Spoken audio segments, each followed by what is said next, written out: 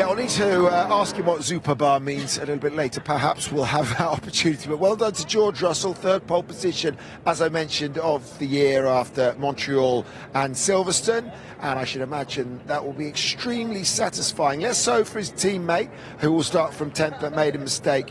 And it's only his fourth career pole position, so he's secured 3 of those in 2024. And actually, when you look at it, on balance this weekend, the most consistent of all the drivers. Yeah, I mean, both Mercedes drivers have been very competitive all weekend. Yeah. It's such a shame that Lewis had his incidents, little moments here and there in Q3, but great lap.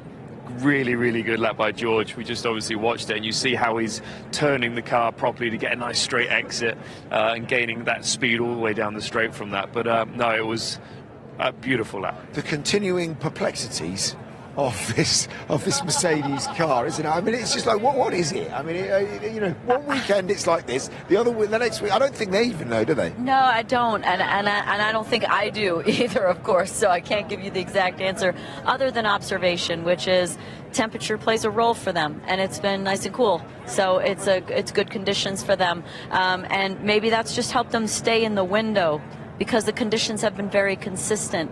But other than that, I mean, just putting together a good lap, that's what you have to do here. You see the drivers, they're using every inch that they possibly can.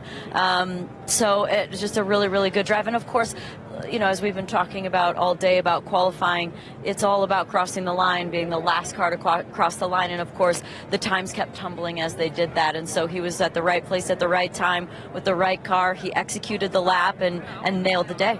We were talking yesterday about skid blocks and plank wear and the new technical directive, and it looked like, you know, a number of them had to alter what was going on underneath the car and take away, if you like, these satellite skid blocks. It meant, and having talked to a few people within the teams, that the rear ride height had to go up by maybe as much as a couple of mils. Now, we think it's going to affect things in the long runs, but I just wonder whether it had any impact on today in qualifying as well. It was surprising because it was very sparky.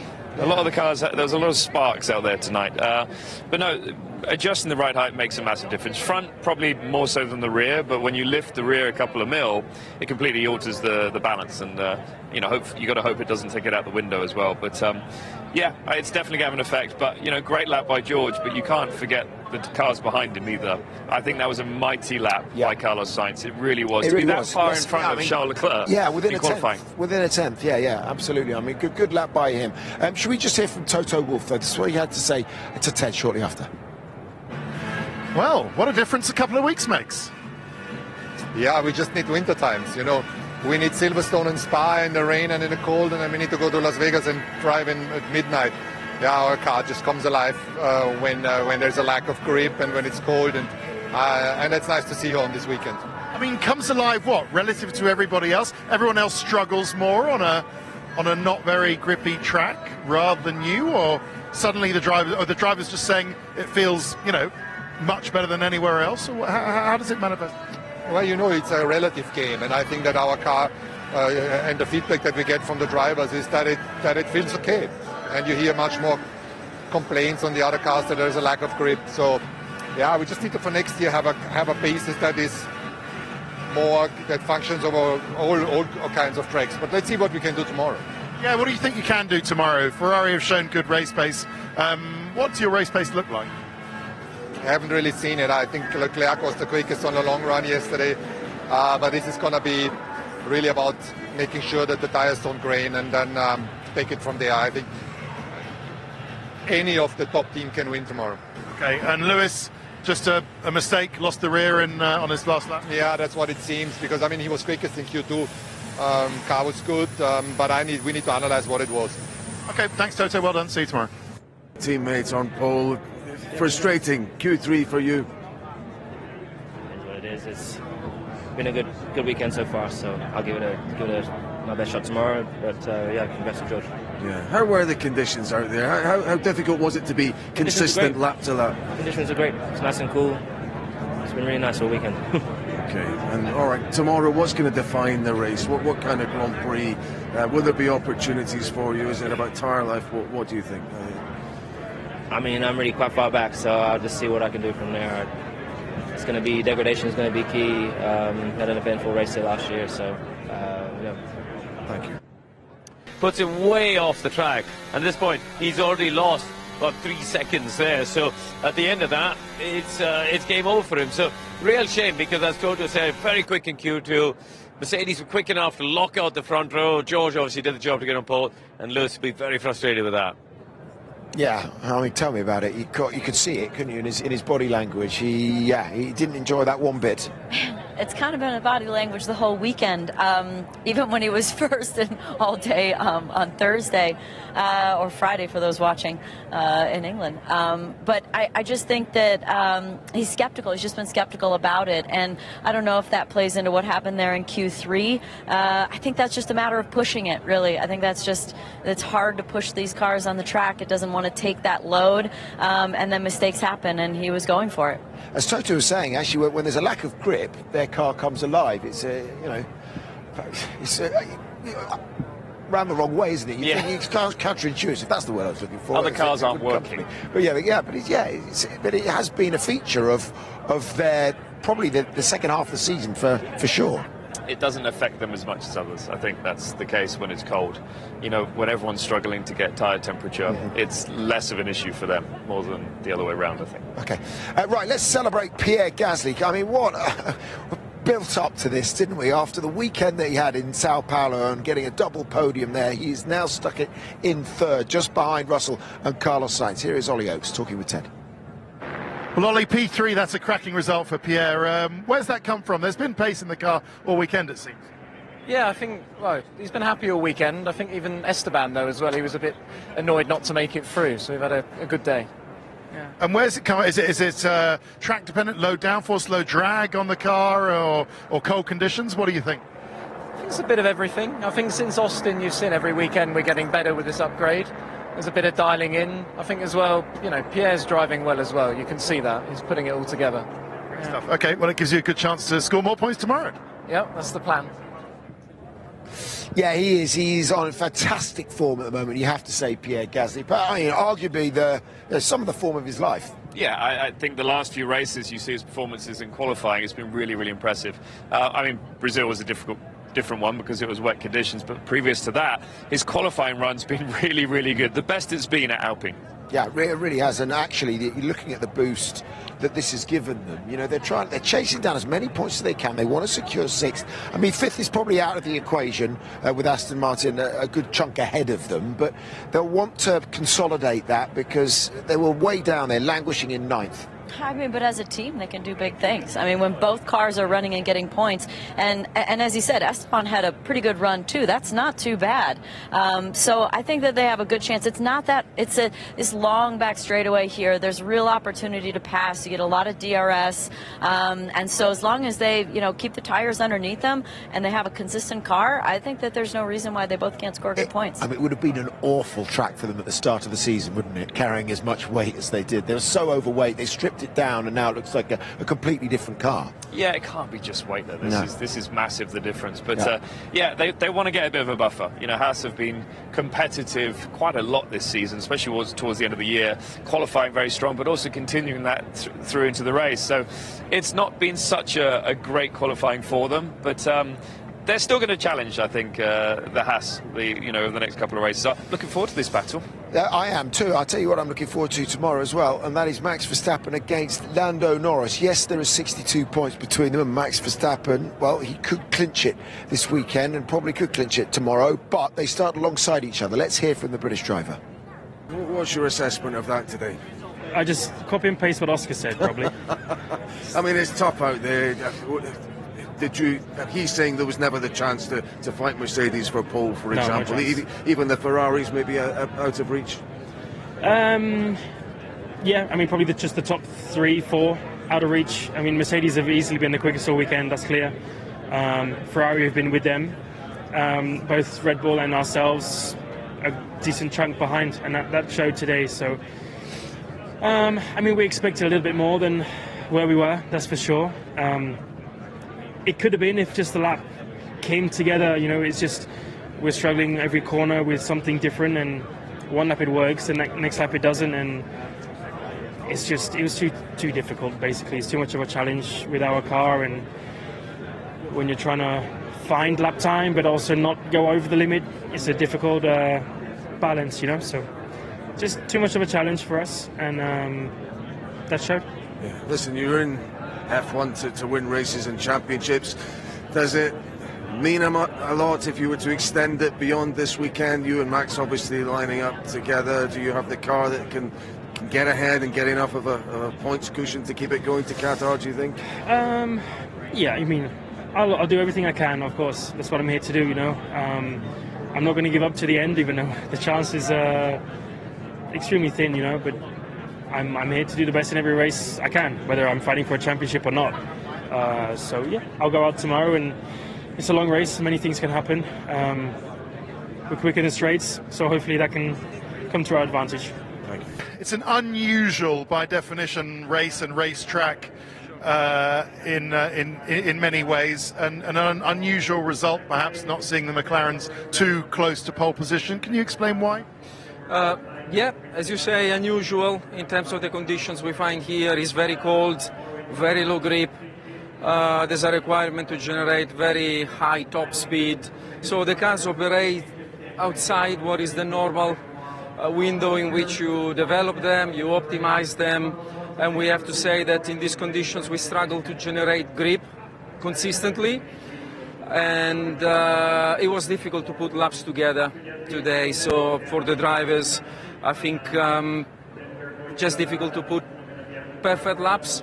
So in all our attempts we have some issues here and there, but overall I would say the main reason why we are not in the usual position from a qualifying point of view is that the car overall in this configuration, in these conditions, doesn't seem to perform very well.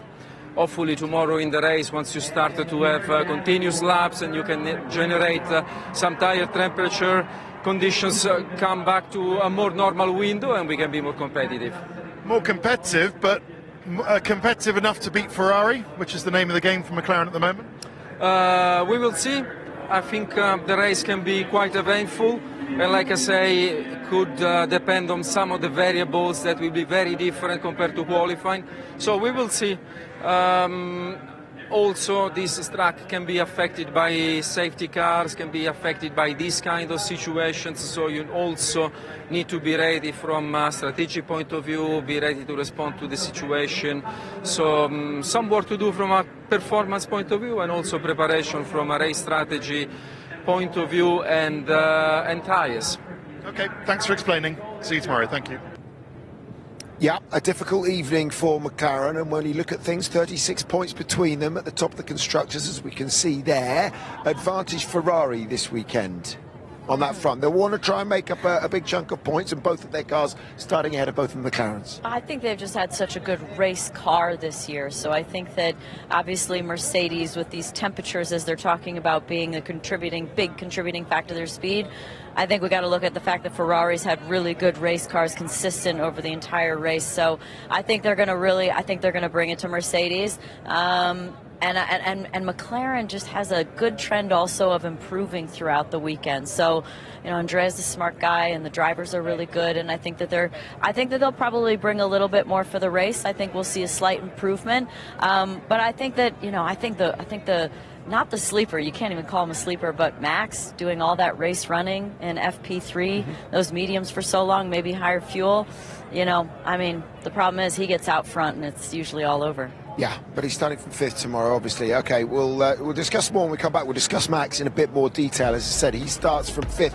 ahead of Lando Norris, and if they finish where they start, he will be crowned world champion. And a word of congratulations from the 3-time champion to the pole sitter for tomorrow. Thoughts on Max in a couple of moments. Don't go anywhere.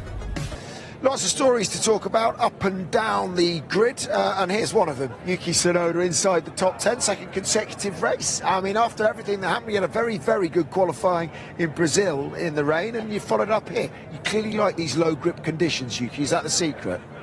Actually, it's true. I didn't recognize that. Yeah, maybe, I mean, started FP1, you know, maybe I'm the one probably enjoyed a lot in FP1 when the track was pretty dusty.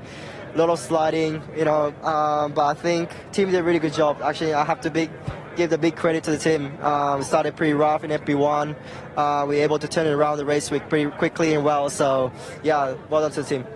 With this low grip, we were just talking about how it gets better throughout the weekend. But now you get into qualifying. Where were you able to get more speed out of it? Minimum speed, braking later.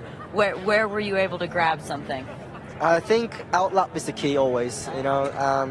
Every condition, every set, and each session, Q1, Q2, Q3, you already feel something. Or actually, this lap in outlap already, you feel a bit less slide or a bit more grip, and kind of you get a bit of data and kind of feeling, already in outlap. And to be honest, I just gonna trust the feeling and the maximum attack for the rest of the lap. So I think outlap is always the key, like this kind of condition, and also tire, to make it tire work. Like this really low temperature is also very important.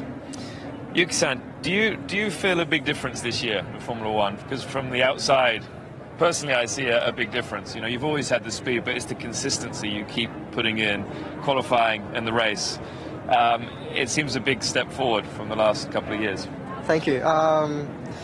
I don't know what to change.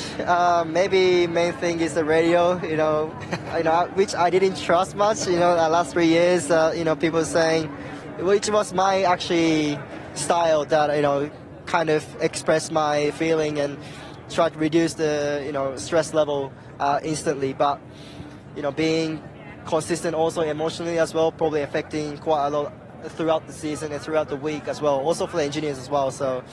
Yeah, I think that's main improvements, and other than that, I don't know. Yeah. Yuki, I have to ask you though, right? We watch constantly, and we have been talking, and I know it's not for you to say about what's going on at Red Bull right now, but obviously Sergio's had another awful session by his standards. Even he admitted it there. He just said it's not getting any better. There is, it would seem, going to be an opportunity that comes that way now. You have. You put a good chunk of time on your teammate there, who was just crawled into Q2.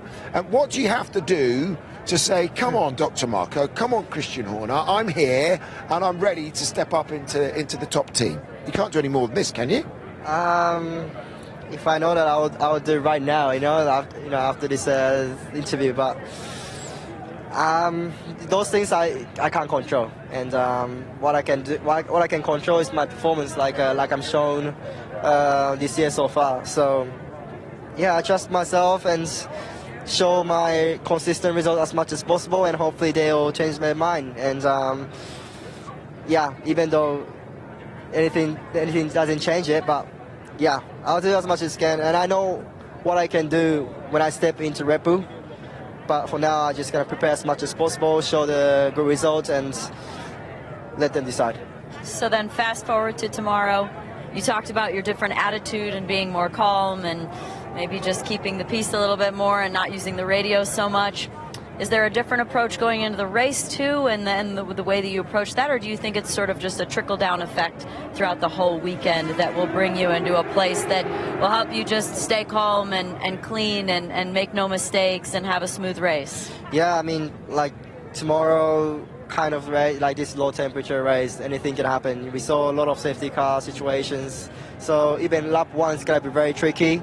So I think most important is to stay away from those kind of wall and cars, but at the same time, seeing us PAs on P3 have to be aggressive as much as possible. So we do as much as we can.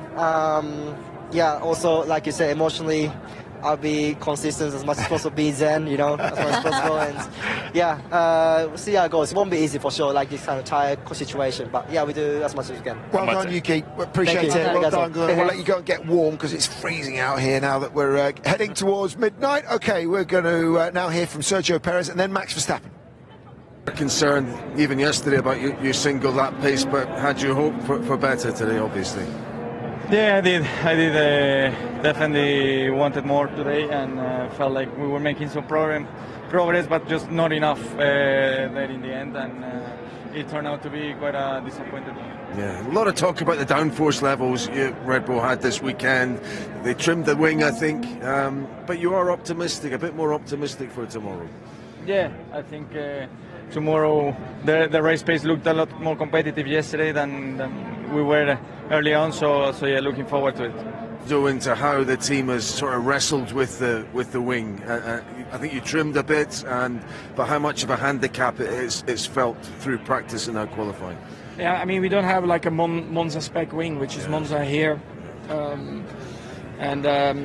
yeah, that's something that of course we opted to do from the start. We already, of course, lack a wing like that for 3 years now, with the budget cap reasons.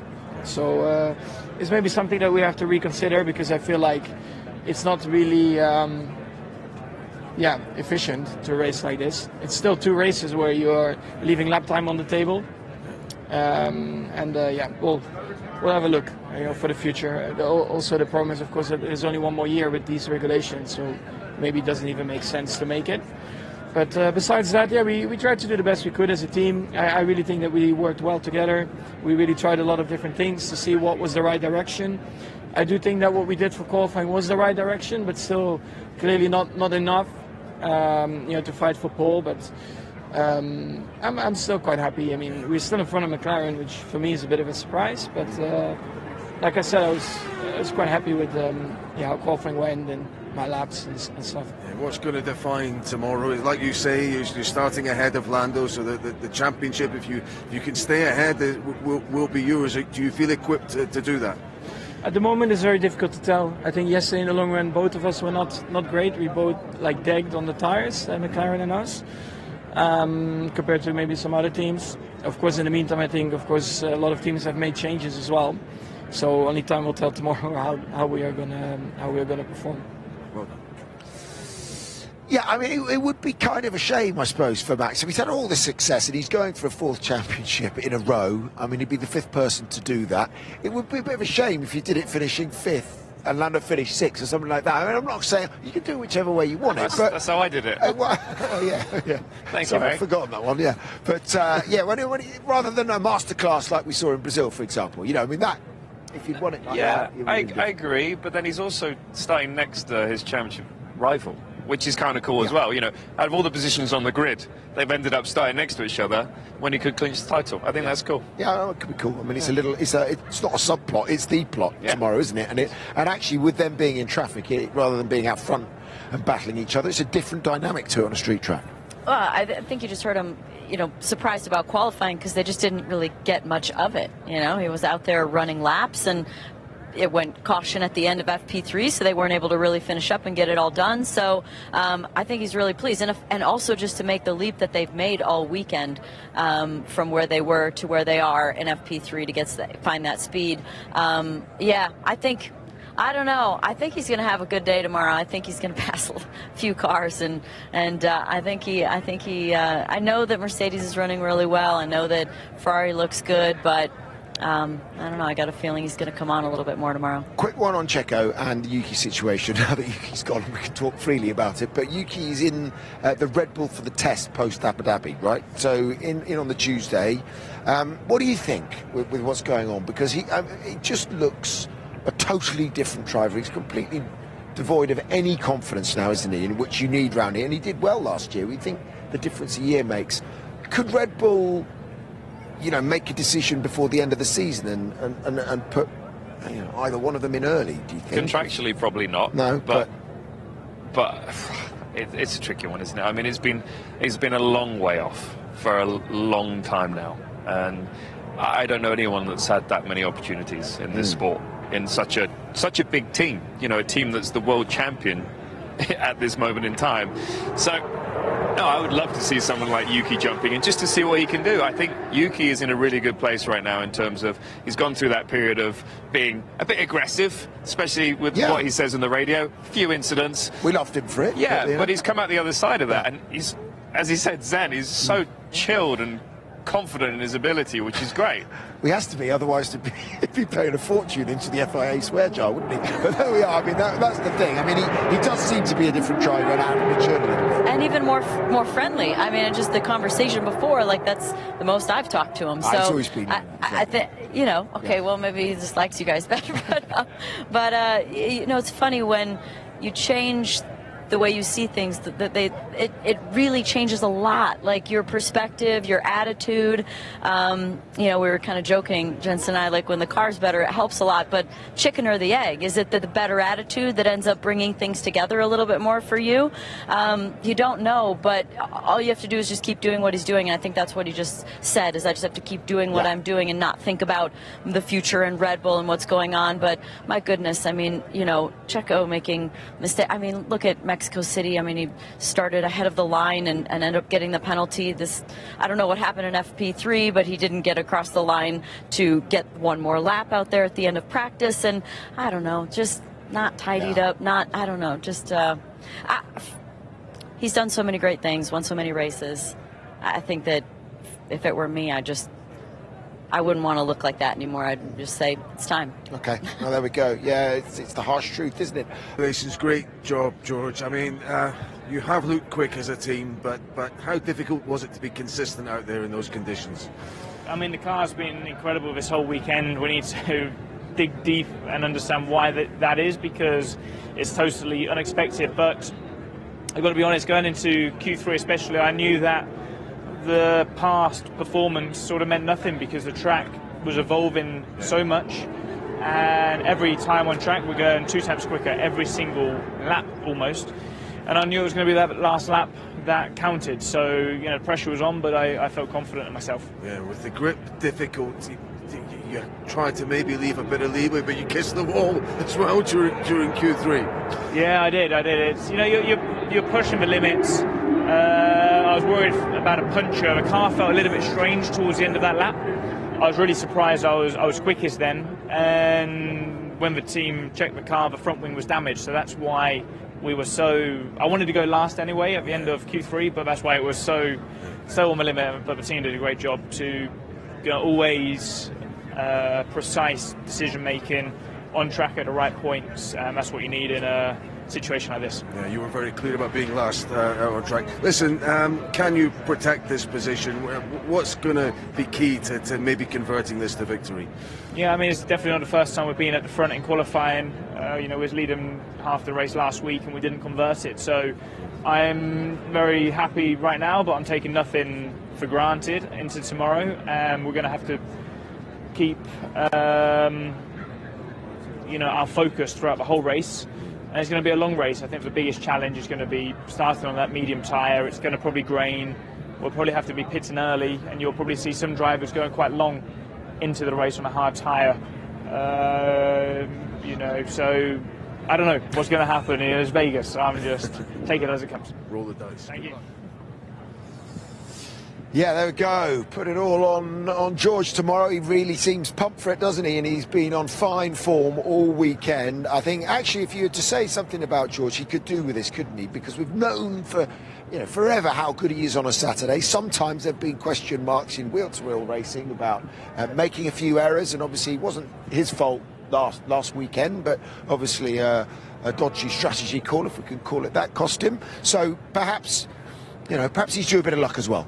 Yeah, I think so. We all know how good he is, and the only thing is pole position here is probably one of the worst pole positions you can have on the calendar, as we saw from last year with Charles Leclerc being forced off the track by Max. Very easy to do if you can get just your rear wheels inside your front wheels just inside someone's rear wheels. Yeah. Well, obviously the first corner is tricky, but I think I'm just thinking about the back straight, DRS, and just how important it will be for him to get that gap early on, because it's such a long run down there, so much opportunity for passing. But they've been fast all weekend. I don't think this warm-up of 6 or 8 degrees is going to hurt them too much. It's just going to make us feel better out here, I think. Well, let's hope so. Yeah, but actually, I wonder. They talked about being cold inside the car, even just sitting there waiting. So. It is. They do think it is going to be, about 8 degrees warmer tomorrow evening. So you wonder if that will make a difference to Mercedes' performance in the race itself. Now, $10 million. Of damage that they've caused this year. So let's get your views on both of those.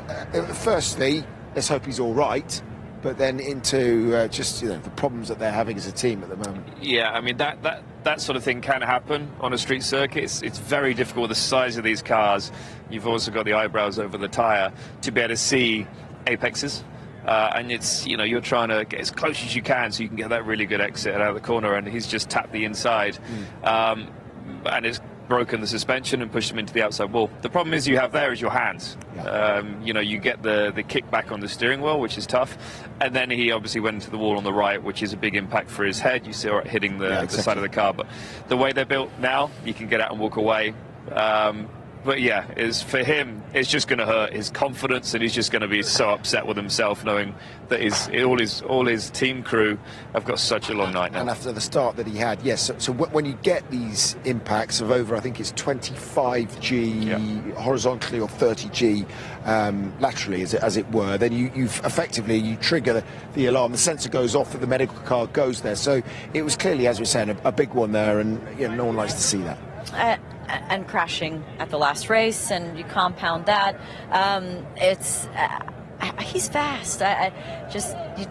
All he has to do is just keep it clean and not make those kinds of mistakes. And I think he has a really good potential for a future here in Formula One. So obviously, hopefully he's okay. Those accidents, they hurt. And, you know, as Jenson said, that you're just threading the needle so small. And you heard Yuki talking about the difference in the grip every single time you go out. And so you're having to feel that and trust that. So maybe he just had a little bit more front end there, and it just caught a little bit. But a shame for sure, and especially for the team. You just saw the devastation that on their faces that they had to go put another car back together. So hopefully he's okay. If he's not, you know, get a little time together and just finish the year strong and be smooth. And I think he's got a good future. Yeah, piece it together, absolutely. Let's hope they've got the parts, and let's hope that he can get into the car tomorrow. Let's hear from Charles Leclerc before we go.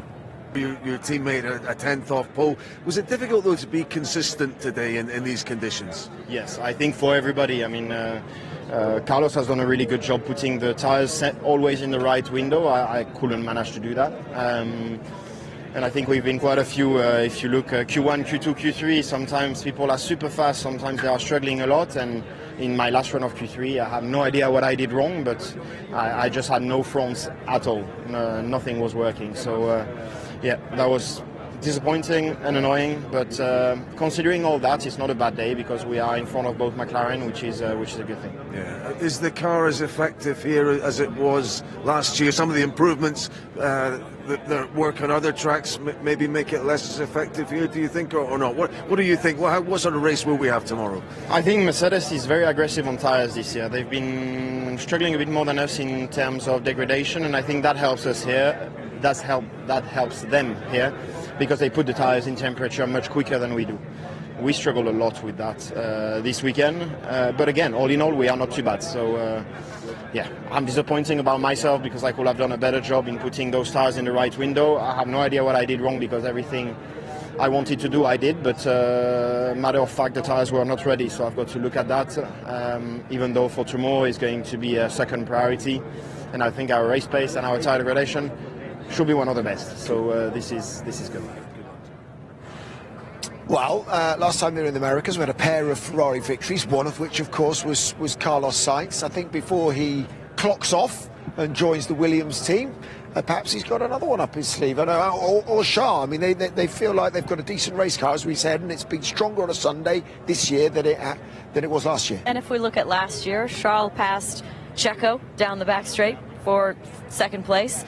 We didn't really get to see what Carlos could do because he obviously had the drain issue that tore the car apart, and then he took that grid penalty of 10 places, so we didn't get to fully see what that would be like. But Ferrari's even better this year. So, I mean, you know, Carlos already got that end of the season win that's so sweet for them as before he goes away, but another one, I mean, I'm sure I'm so impressed with him. I just think that he's put together such a good season, especially this last half of the season. He's just been so strong, so fast, and so committed, even though so many things are going to change for him. I've got no, having been in Vegas for 3 days, I've got no money left for bets. So, but if you might have some left, and where's the smart money tomorrow, do you think? Carlos is strong, as you said. The last part of the season has been really, really impressive. He's aggressive as well. Really aggressive. He's the one that will throw it down the inside, which I've really enjoyed watching, even on his teammate. Maybe not be the case around here as they're trying to score as many points as they can, but I think Carlos is looking strong. But I mean, George hasn't put a foot wrong this weekend either. So those two on the front row, they got the best chance, but it's anyone's anyone's race tomorrow in the top 6 or 7. And will Max be celebrating here in Vegas a 4th title on the spin? Probably. Yeah. And what better place to do it than Vegas? I mean, to go from where it started last year, from him just hating all this pomp and circumstance and everything going on, to winning the race and the smile on his face, and now if he could win a championship here, I think he might fall in love with Vegas. Well, there we go. Lot to be decided. Thank you, Jensen. Thank you, Danica. Thank you to you.